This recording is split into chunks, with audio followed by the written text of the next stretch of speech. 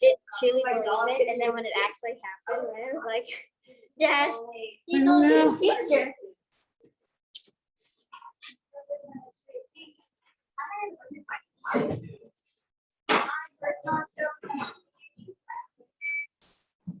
Yes. Yeah.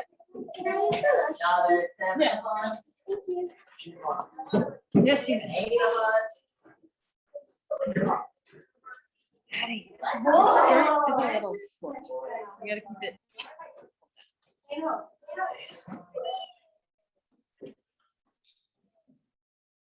Hello, online friends. I don't know, the others haven't shown up yet. They'll show up soon.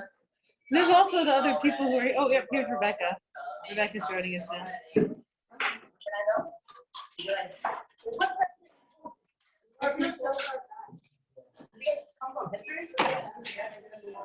You're from history? You time traveled here? Yes. Well, miss, we didn't see what part of it. Well, if you think about it, we're all. What? That's true. We're all science. We're all a part of history. We're all history unless we're insignificant. Well, you could be a family. You could be history of your family. You never know. Unless That's like most people. Unless you're insignificant. He had way too many children. That's true. Isn't it like one third? Wasn't it like one third? That's true. It's like All men are, all people are related to him. Yeah, it's something ridiculous like that. Whose book is this?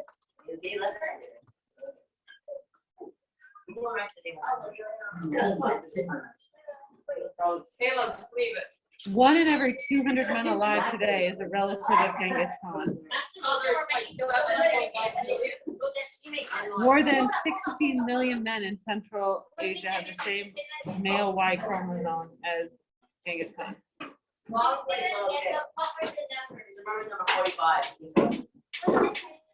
What? Who sits here? What were the numbers that I was just saying? Yes. The number of people related to Genghis Khan. Oh, sorry. I thought you said the number of people who, like, the number of people out of that are insignificant to their parents. Okay. No. All right, ladies and gentlemen. No.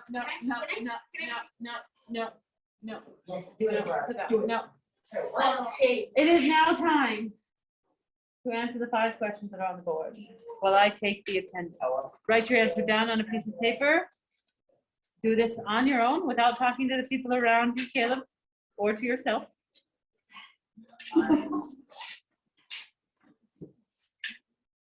Just to be clear. We have a few minutes. I'm just going to take attendance. We'll answer these questions.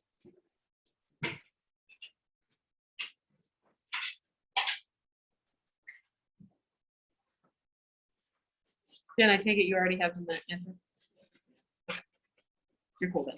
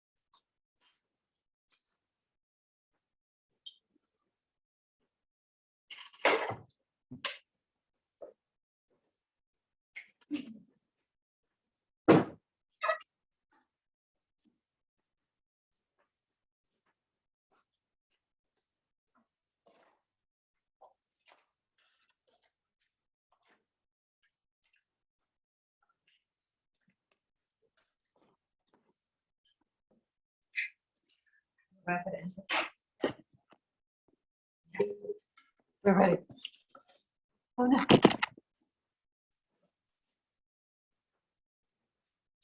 Number one. Number one. Infamous. Because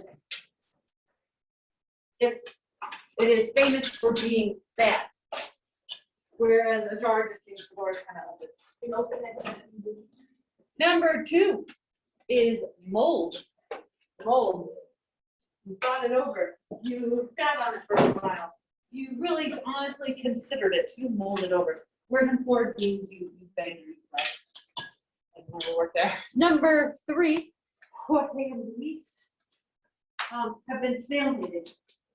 They're both, no one's leaving. They're not really working at the same time. It's not, they're just kind of stuck in this awkward zone. We're not friends, but we're not friends. Or something. Number four, they're somewhat lax. Just kind of let you do whatever you want. They're lax. Number five is stalemate. Again, stuck. Because overture is like a offering, a business proposition, a deal, or music at the beginning of the play. All right, so those are the first answers. Any questions? Is this the first time we've ever had 2 questions with the same answers? I don't know. Maybe. Or is that this the first time? Yep. So Number five is stalemate. So it goes infamous, mold, stalemate, lax, stalemate. The little boy in the picture, even though he looks Asian, he is not. Oh, No. I think it's like a Russian place because like some Russians they look Asian because they're actually Asian. That is the Norwegian kid. No, he's That's Norwegian. That's my grandpa. He's white with red hair. He looks Asian. He looks I know. Asian. I'm pretty sure just because it's cold and he's two. And that's I want photo. to see a single Norwegian little kiss. This picture was taken 90 years ago. Yeah, it's like my hair is so. Okay, But it just looks so Asian. you call It's so every funny. single born baby an Asian because their eyes are like this all the way. Well, but he just No, looks. but But no, face- but you have to admit, in that picture, people look Yeah, he Asian. looks actually Asian. Like, it's not just me. Just look at any Asian kid, they actually look like that. Like, I'm surprised. Oh, yeah. So you look like He's that. not. No, seriously. just look at That's in every Canada, I Asian think, or possibly So you look like North that. Dakota. No.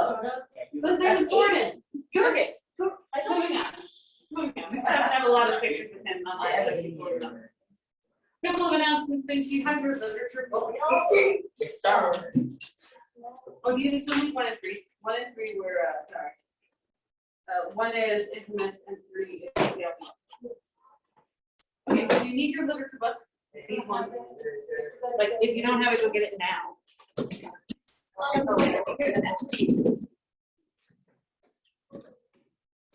Here you have it. Okay. Today we're doing 4 things. We're starting by the discussion of the blanket. Then we're going to move on and we're going to read the poem, The Cause of Pebble, and look at how that alters our definition of love. Finally, we're going to identify some different literary devices and literary genres before we, if we have time, read a bit of the story Hit and Run, murder mystery. Yeah. So like for some reason, my brain first read the story of blankets. Yes. For the blanket. Sort of. Yes. Okay. Homework, 2 things. Number 1, finish the practice of 11A to 100% by tonight. You have not done that already. Many of you have. Awesome work. Good job. Secondly, you need to. It's 11A. Yeah, 11A. It was supposed to be 11A yesterday. I just put the wrong thing down. It could be 11A. Okay. Finally, the next thing you'll need to do is read the story Hit and Run in your book. Read the story Hit and Run in your book. Online people, I will post a PDF of that story on Schoology at the end of the day today. You'll be able to see it. But Hit and Run, there'll be a reading quiz in class tomorrow. That reading quiz is not open book, open notes. You just need to remember what it is that you read. And I'm going down on the paper. That's what you need. Okay. Online people, you will be putting your answers into the chat. It does have a limited time, so you won't be able to take however long you want. All right. Yeah, 11A. Okay. Moving forward then, as we discuss literature over the next couple days, these are the questions we're trying to look at. We're trying to define family. We're trying to figure out what it means to love somebody. We're trying to look at how we should treat our family members and why is it that we often mistreat the people that we love the most, and what can we do about that. So moving on from there, let's start by looking at our story, The Blanket. When we read it yesterday, we looked at a couple of examples of verbal irony in the story. We noted that the grandpa uses a lot of verbal irony because every time he talks about like, oh, I really want to go to this facility and it will be good for me and it'll be good for you guys. I wouldn't want to be in your guys' way. Every time he's saying that, that's not what he actually means. What he's really trying to say is, please let me stay. Oh my goodness, please let me stay at your house. I don't want to leave you. That's what he's actually saying. But his words say something else. Every time they mention, oh, it's a fine blanket, all the characters are saying something else when they're saying it's a fine blanket. Verbal irony. They're saying one thing, but they mean something else. We also looked at what the blanket symbolizes. We said it symbolizes family and the father's love for the grandfather, in the sense that when a boy goes to cut it up, it's like he's saying, you're cutting apart our family, and your love is worthless in this sense. And when the wife is, the fiance is really mad about the blanket, what she's really mad about is the fact that the father has affection for his grandfather. And that brings us to our final two questions. So what does this story teach about the meaning of family and the meaning of love? Now, you discussed this yesterday with your groups. So what I want you to do right now is just think about it, what you guys remember, what you discussed. Do you remember? Do you remember? Do you remember?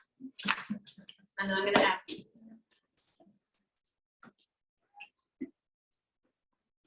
Okay, do you remember? Then what did you guys come up with? Yes, you.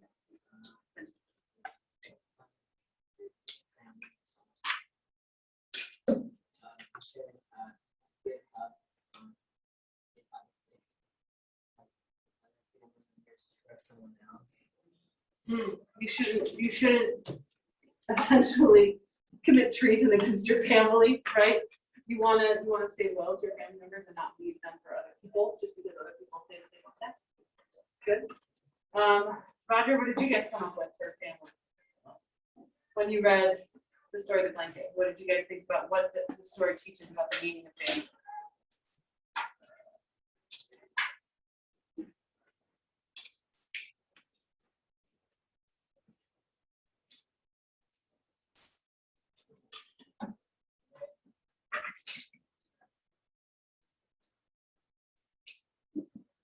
Okay, we'll come back to you.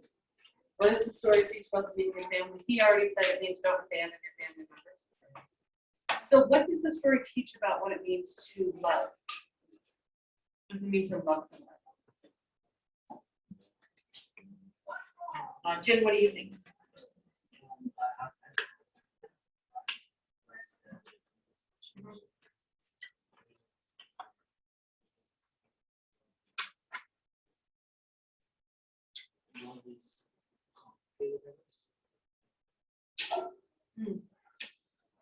Yeah. Okay, Roger.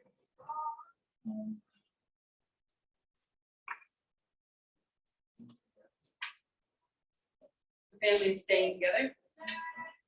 Huh? Okay. That's how you build family relationships with being together. Anything else for what the story teaches about love?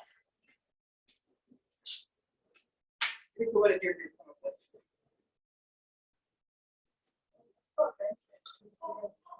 Huh? Okay. Or so you don't give up on people when you love them. Okay. Eugene has said we don't have to think about their perspective and the way they think about ours. So we tend to, in families, we tend to not think about what they're thinking, what they're going through. Good. Okay, let's look at, and then how is communication important in the family? That was the second question you had to answer yesterday. How is communication important? So If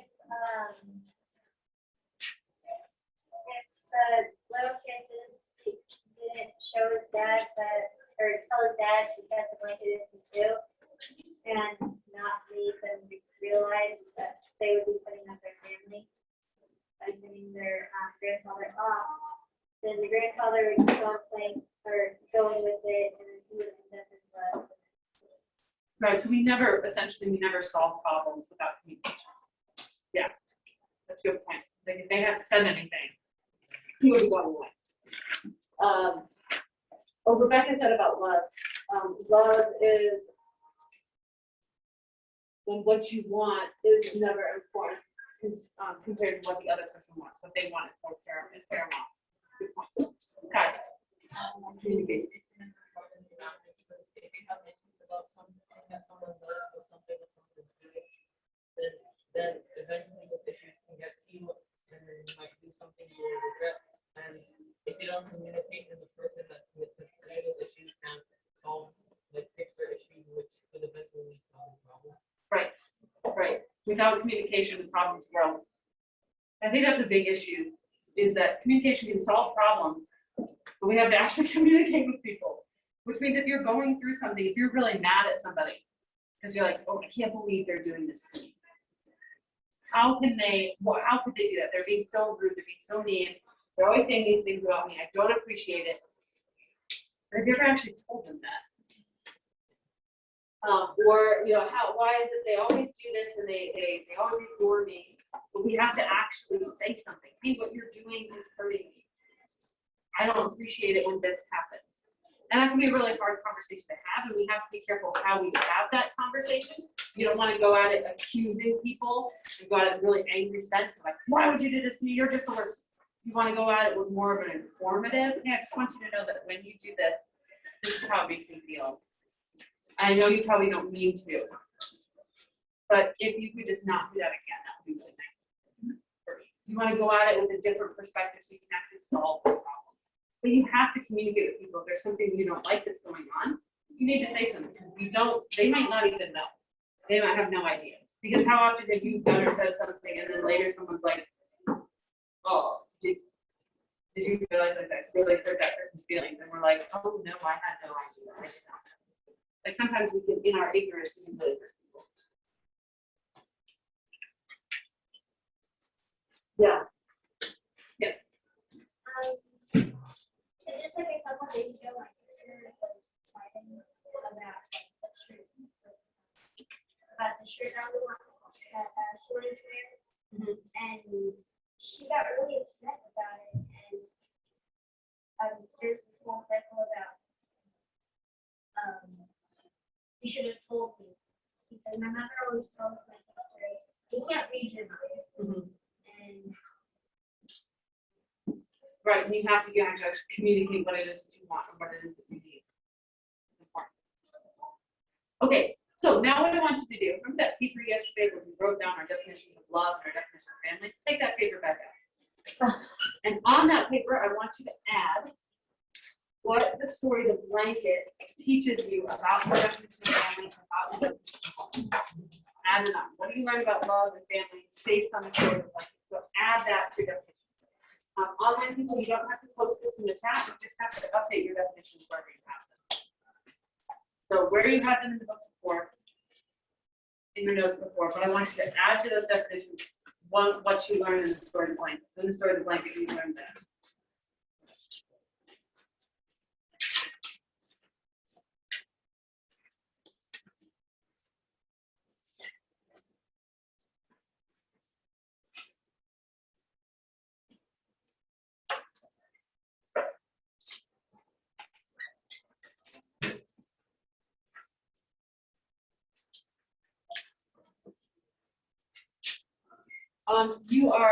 So yesterday where you guys wrote down love and family, you defined those two things. I want you to add to that what you learned about love and family from the story of the blanket.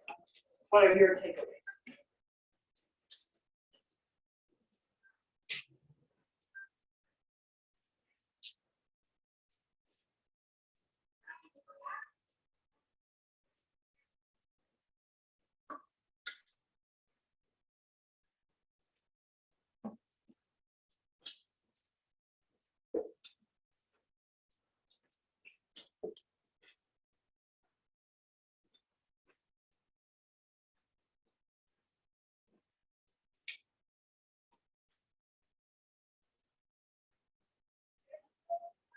Thanks for letting me know, Jack Mom.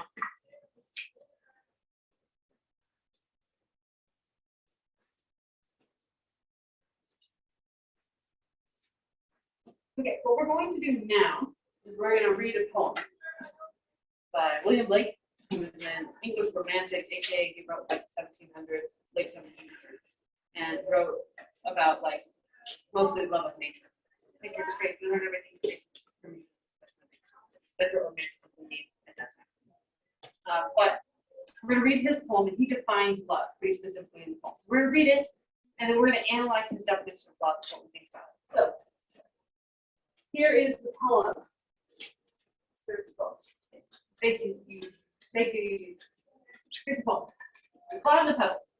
Love seeketh not itself to please, nor for itself hath any care, but for another gives it sees, and builds a heaven in hell's despair. So sung a little clod of clay, trod with the cow's feet. But a pebble of the brook warbled out these meters neat. Love seeketh only self to please, to bind another to its delight, joys in another's loss of ease, and builds a hell in heaven's despite. So, we're going to start with a very difficult question. Who are the two main characters of this poem? So hard, very difficult question. Who are the two main characters of the poem? The clock and the pebble. What could the main characters be? This is difficult. I wonder. Just kidding, I'm giving typing time this one. Fernando, who are the main characters? I think you are right. It is indeed the clod and the pebble. Really, congratulations. Well done.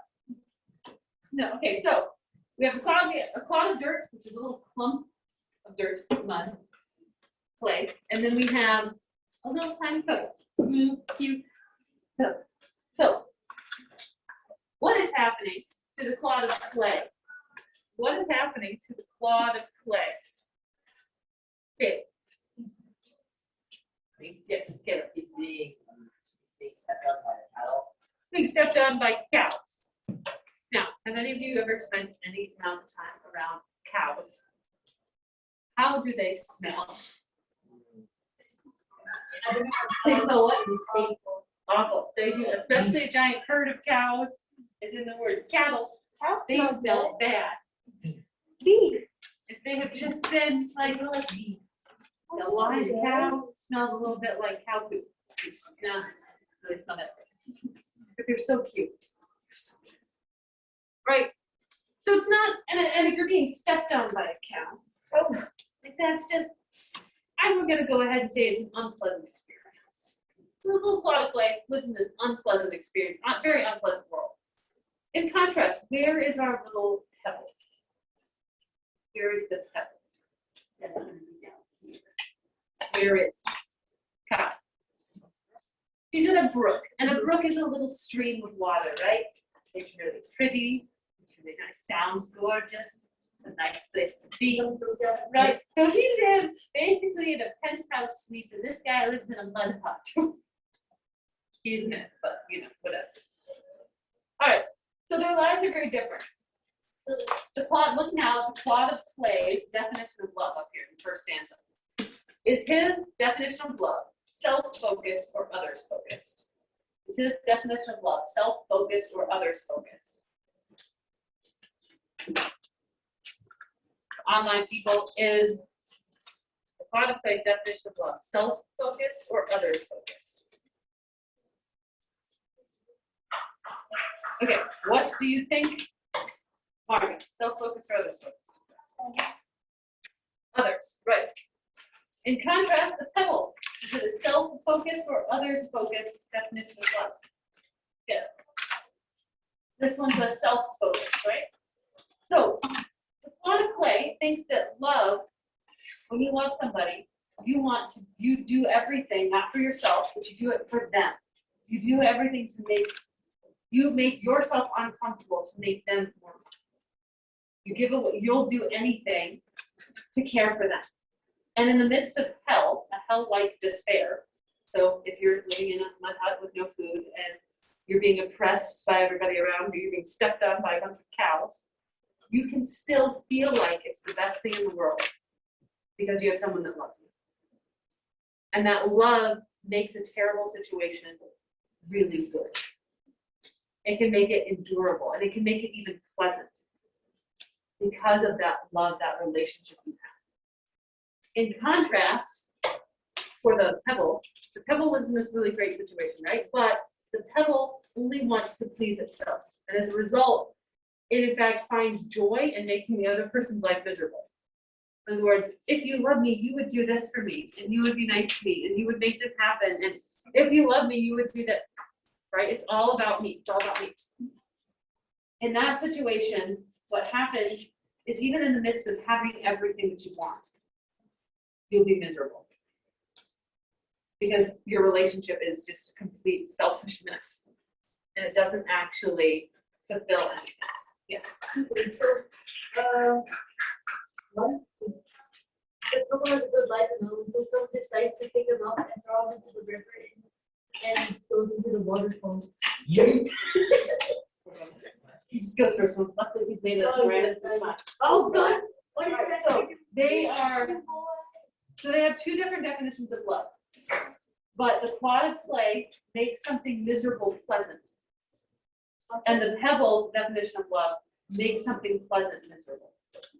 So what I want you to do now is on your piece of paper, I want you to, with your definitions of love, what do we learn about love from the poem, The Quad and the Pebble? What do you learn about love from the poem, The Quad?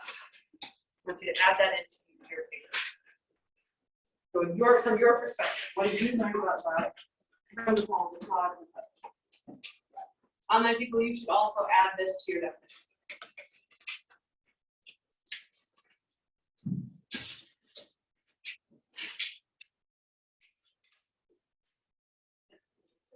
So, how is the cloud of clay being what? So, how is the cloud of clay have you the time when it's being constantly stepped on? Because he's got, the idea here is that there's someone he loves and that loves him, and so it makes even a miserable situation pleasant because you have that. What loves of you? Well,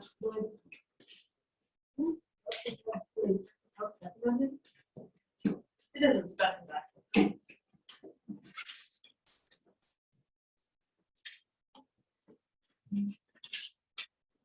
So you're adding in what you learn about love from this poem.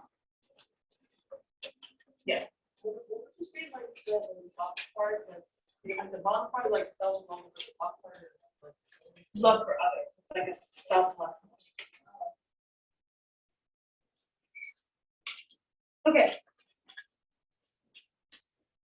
We're going to switch gears a little bit from talking about this love section. Now we're going to move into looking at some literary genres and some literary devices. So first we're going to be looking at literary genres. Now genre is simply a category of art. So in this case, we're talking about literature. So if you go to the bookstore, your bookstore is generally organized by, you have your nonfiction section, you have your fiction section, you have your self-help section, you have your romance section, you have your fantasy section, you have the young adult section. There's different sections in the bookstore. They're divided by genre. You go to an art museum, you've got your Baroque art, you've got your romantic art, you've got the different forms of classical art. There's all these different types of art genres. Sculpture versus painting, that kind of thing. So here we're just looking at types of books. We're going to look specifically today at a type of fiction. And that type of fiction, so that genre of fiction, is realistic fiction, which is pretty much exactly what it sounds like. You have a made-up story that sounds real. You have a completely made-up story, but it mimics the real world so well that it feels real when you read it. You're like, that could have happened. So if I, for example, with the story of the blanket, if I told you it's based on a true story or it's a true story, you guys would probably be like, yeah, that makes sense. It seems like it could have happened realistically. There's no like fantasy elements in there or anything like that. It seems real. So realistic fiction. Yeah. So it's like someone is halfway through the book.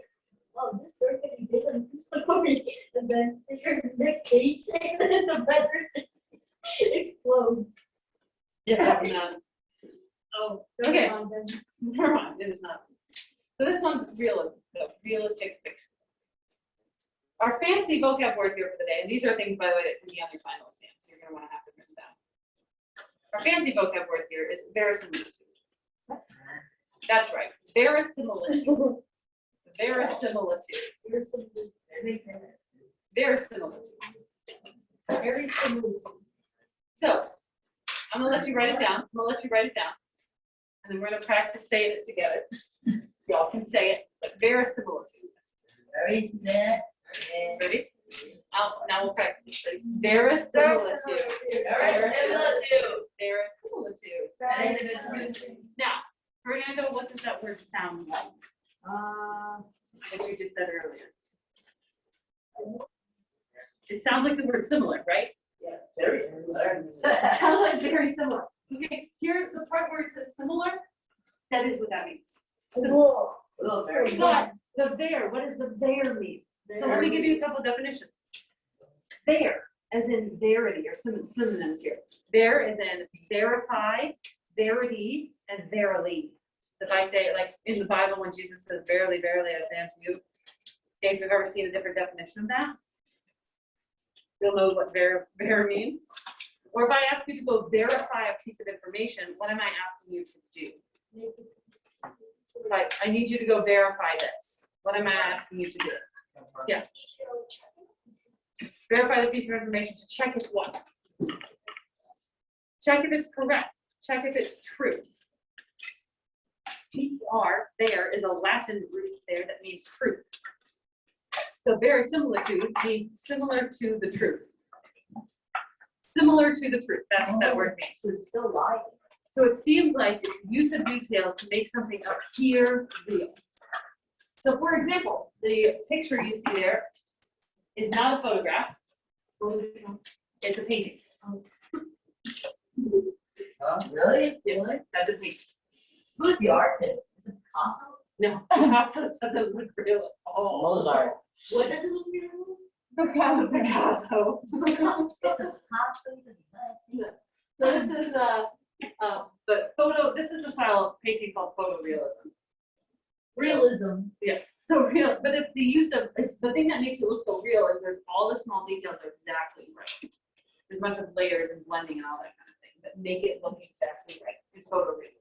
That was a real photo. So this is use of details to make something appear real is verisimilitude. So in a story, it means that all of the little details are in just the right place so that it feels like that could actually happen. Everything is accurate to reality, as much as it can possibly be.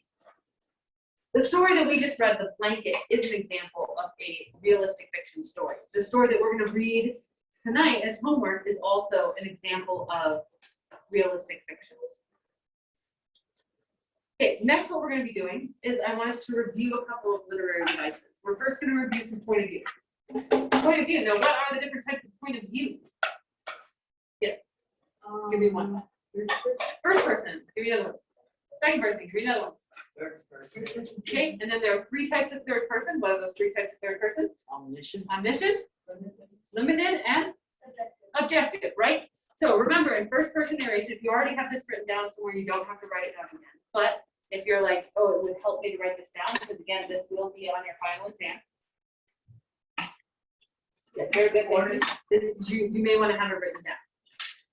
So in first person, your narrator is a character of the story. They're telling a story about themselves or about someone that they know that's close to them, but they were there in the situation. So for example, if I tell you the story about how in my childhood my brother stabbed me in the forehead with a knife, that would be first person. I went in to get the ball from him. He was trying to fix a different toy. And I was like, we could still play with that ball. And he turned around and just saw suddenly butter knife in my forehead. Oh, God. Freaky. I was only 4, terrified, crying at the time. Still don't know if it was on purpose or an accident. I'm gonna go with that purpose. Yes, bravo.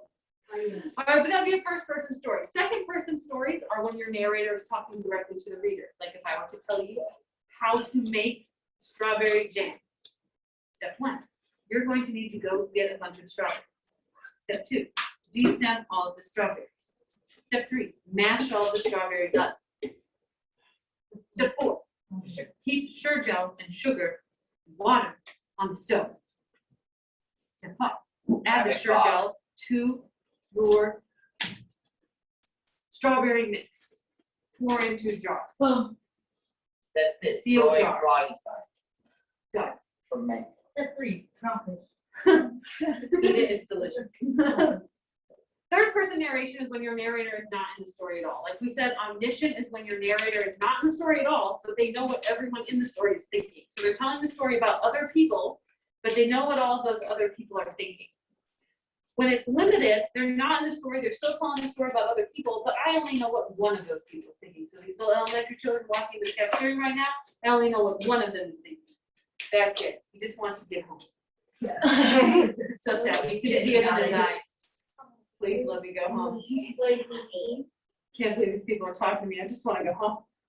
All right, that would be what, objective would be, I don't know what anyone's thinking. So I'm looking at all those kids, all I can say is where they're going, I can say what they look like, I can see their facial expressions, but I can't see inside their brains what they're thinking. Right? So now what I want you to do is turn your book to page 519. 519, the story of Blanket. And I want you to tell me which point of view that story is written in. So I'm going to give you time to turn to that story, 519, scan through the story, and then you need to tell me what point of view the story is written in. Yes, sir. People that can like tell what they talk about this part of the expressions and like they're like, Yeah, they're particularly observant. so like what is that considered like normal thinking, like You can guess at what they're thinking, but you don't absolutely know. just like an educated guess. Yeah. Okay, so look at 519. Roger, wake you up. 519. 519 of the book. Kyle, wake up. Wake. Okay, 519. What point of view is that story written in? You're all gonna have to show me your answer. 519. What do you think? Is it first person, second person, third person omniscient, third person limited, or third person objective? What point of view is that story? Okay, so here's what we're gonna do. You're either gonna say first person, you're gonna use hand signals for this, and we're all gonna show it once. So either first person, second person, or omniscient, limited, objective. Omniscient, limited, objective. First person or second person, omniscient, limited, objective. Got it? Okay. Sorry, objective. Omniscient is this. Objective is this. Okay.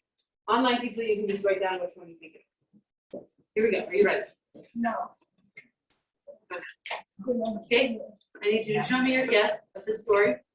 In 5, 4, 3, 2, 1. What do you think? What? How is that? No. Okay. Okay. All right. Good guesses. Good guesses. You put your hands down now. Put your hands down now. The story is written in third person, limited. Third person limited. Because we kind of know what the boy is thinking. We don't have details about what he's thinking, and it's not like in italics, but we know that at the beginning, Petey didn't really think his dad was going to do it.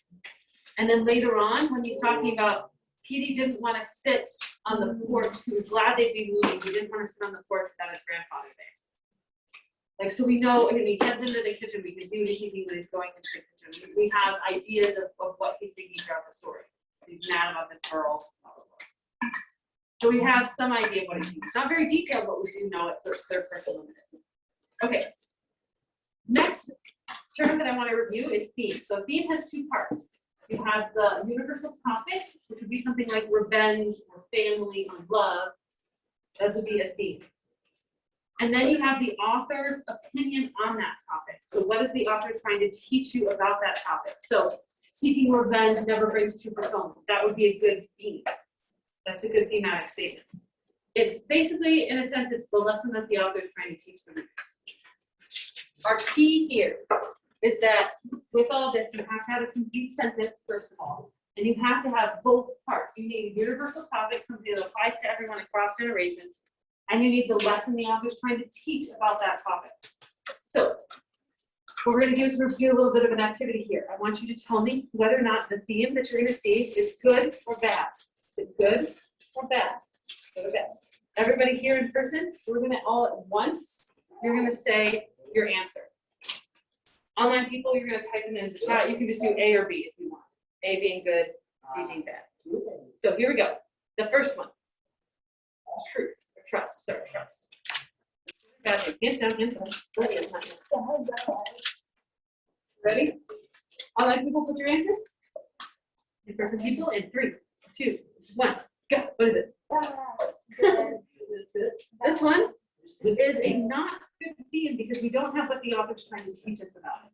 So this one's not good. It's not good because we don't have the full statement. Let's look at another example. So is this one good or bad? In the story, The Blanket, the kid wants his granddad to stay. Hands down. Right. Good or bad? What do you guys think? Online people, your answer? In 3, 2, 1, go. What do you think? This one is bad because we don't know. There's no universal topic there. This is just a summary of what the story is talking about. It doesn't tell me, it's not something that applies to everyone across ages. Look at the next one. New example. In the story, The Blanket, the author shows that families should stick together. Good or bad? Hands down. Yes. 3, 2, 1, go. This one is a good theme. This is a good theme because we have a topic, families, universal topics, and we have the lesson the author's trying to teach us. Families should stick together. Next, good or bad? Good communication solves problems. Good or bad? In 3, 2, 1, go. This one is a good theme because topic communication, and then it teaches us what the author is teaching us about that. Okay, and next one, a good quality blanket is expensive. Good or bad theme? 3, 2, 1, go. Really good. This one is indeed a bad theme because it's not universal topic. It doesn't apply to everybody across the ages. Okay. So how, if we were to get to a story and I was to say, we were to read the story and I was to say, what is the theme of the story? How exactly do we go about finding a good theme? Here's how. You look for what actions in the story are being rewarded, what actions in the story are being punished. In other words, a character does something. Does the author think that's a good thing or does the author think that's a bad thing? That will help tell you what the theme is. If you look at specific characters, what characters does the author view positively and what characters does the author view negatively? Because you might have the author viewing, this character murders somebody and it's seen as a really bad thing in the story. So he's saying that murder is bad. So if you have a character who murders somebody but it's seen as a good thing, the author is saying that in this situation, murder would be okay. That's one of the ways you can check for theme. The other thing you can check is, again, characters, different types of characters. The character views everybody who's in this type of business negatively, then that he's trying to say that that type of business is bad. That's the type of business. Okay, that's how you would find a theme in the story. We are unfortunately out of time for actually reading our story today. So you guys are gonna have to read the story hit and run on your own. As homework, you need to have that read by tomorrow class time. There will be a reading quiz for it in class. If you borrowed a book from me, please go put it back at this time. For those of you online, if you have any questions, you guys are free. It was a very short class. It feels really short. Yes, it did. Okay. 466. 400? 166.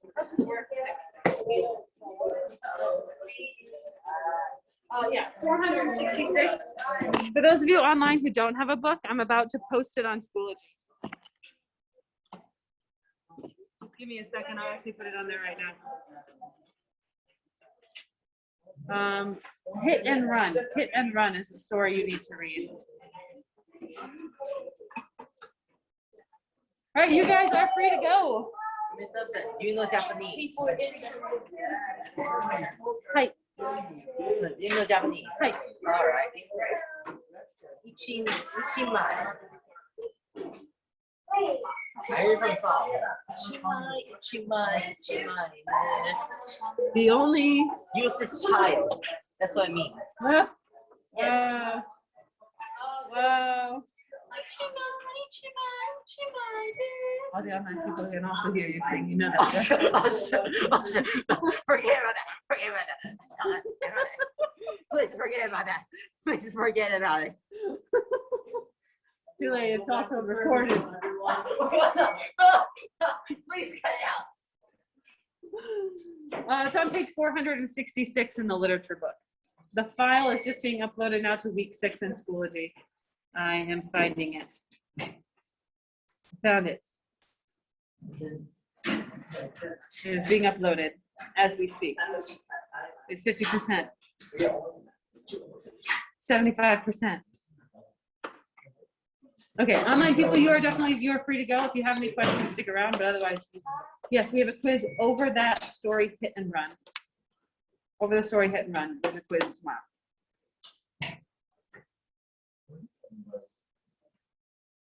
Oh, I don't think they came in.